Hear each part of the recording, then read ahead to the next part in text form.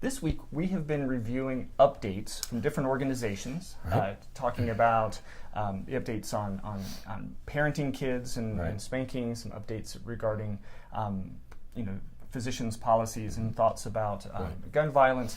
And today we're going to update the recommendations for concussion treatment. Right. Just a fascinating, it's short, but fascinating. It is. Changes in the protocol for concussions. Right. For the longest time, the recommendation was after a person has a concussion, they should, of course, stop physical activity. Immediately. Stop that, especially any contact. Right. Okay. So if you're playing soccer or American football or something and you have a head injury, there's a suspected concussion.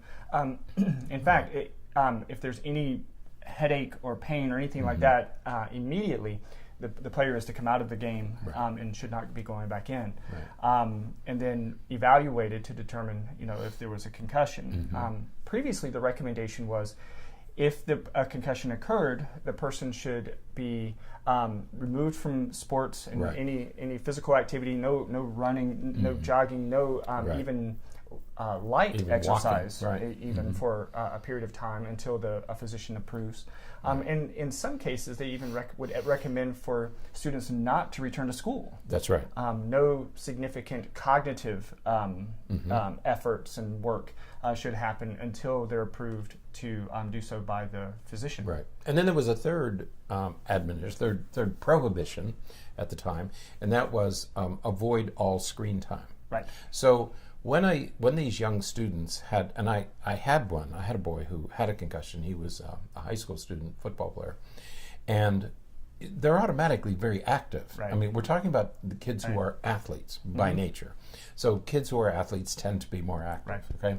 So first of all, you remove them from all these competitive sports, especially any contact sport, lacrosse, soccer, football, even basketball. Okay. So anywhere where they might get jostled again. Second thing was no activity, no physical activity.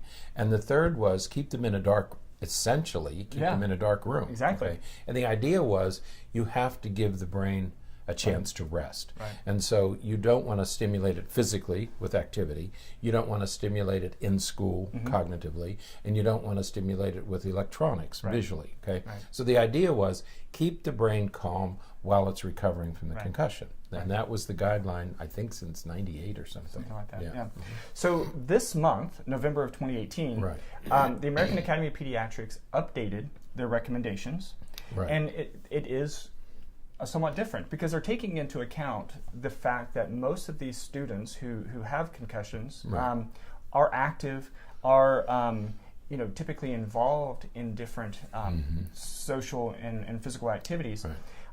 And what was happening is that because these students were physically active, when they removed them from all physical activity following a concussion, those students began to experience depression and other mood-related problems. That's right. And it worsened their eventual outcome because it made it more difficult for them to recover from the concussion. Yeah, when they started doing systematic research, that's what they found, that these kids who had been very active suddenly are not allowed to be moving around, walking or going, just going out with their friends and doing nothing.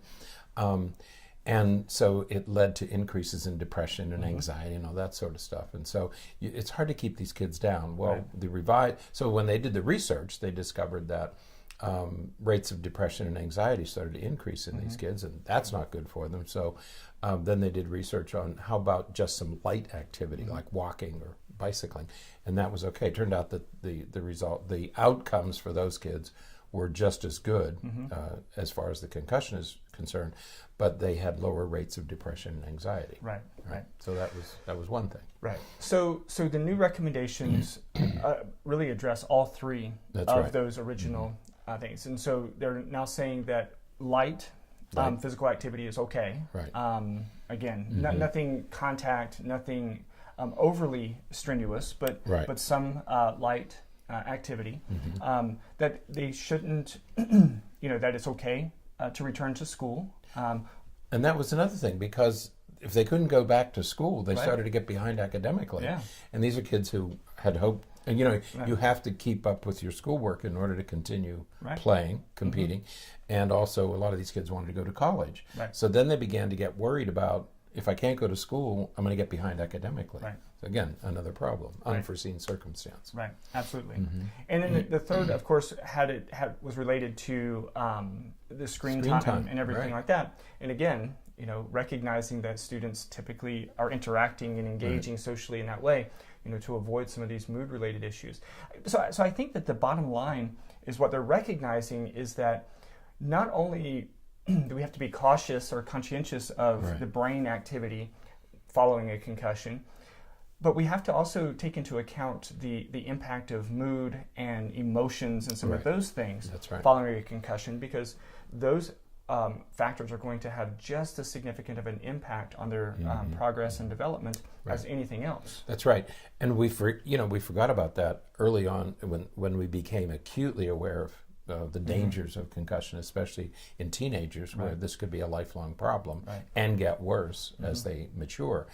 And so parents, understandably, were very reluctant to have their kids return. Coaches, parents, schools, everybody who had some responsibility for this child were very, very concerned. The Academy did the research. They went through the research studies, and this Mark Halstead, the guy who's the head of this work group, is the real deal. He's the director of the concussion program in St. Louis, at the hospital there in St. Louis, Washington University.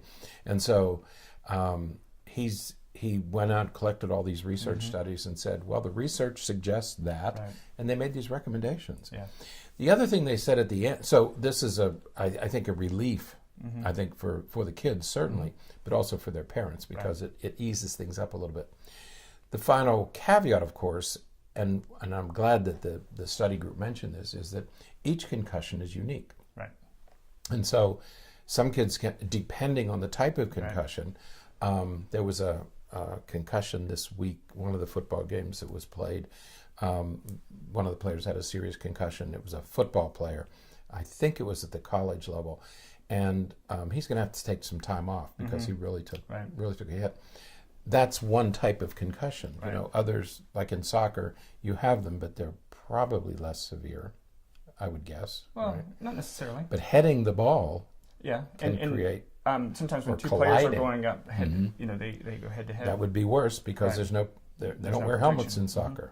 So that could actually be a worse kind of concussion. So each one is unique, and each kid is unique. But at least this gives parents and schools a little more leeway in what to do afterwards. Absolutely. So I think it's a good contribution. Absolutely. And we have to remember too that concussions can happen in any type of sport, whether it's football, soccer, cheerleading, dance, any of those activities and athletic activities can result in a concussion. So we got to be mindful of that. So. That's right. All right, that is it for today. Until next time, stay happy, stay healthy, and forget to be afraid.